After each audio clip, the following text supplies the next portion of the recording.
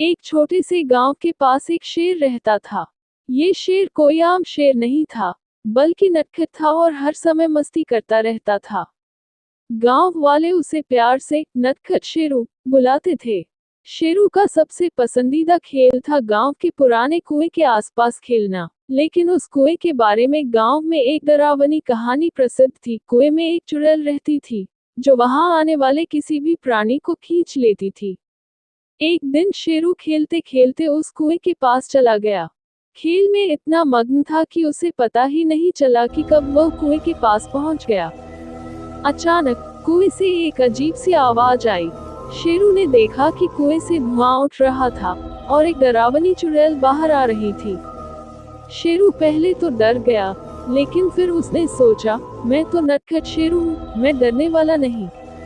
चुड़ैल ने उसे खींचने की कोशिश की, लेकिन शेरू तेजी से भागने लगा। चुड़ैल उसका पीछा करने लगी। शेरू ने सोचा कि उसे कुछ करना होगा, नहीं तो वह चुड़ैल उसे पकड़ लेगी। शेरू ने अपनी नटखट दिमाग का इस्तेमाल किया और चुड़ैल को चकमा देने की सोची।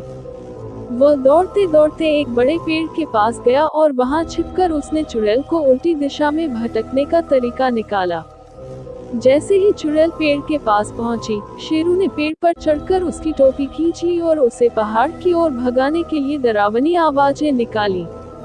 चुड़ैल समझ ही नहीं पाई कि उसके साथ क्या हुआ और वह डरकर वापस कुएं में चली गई। शेरू ने ठहाका लगाया और खुशी खुशी गांव की ओर वापस भाग गया।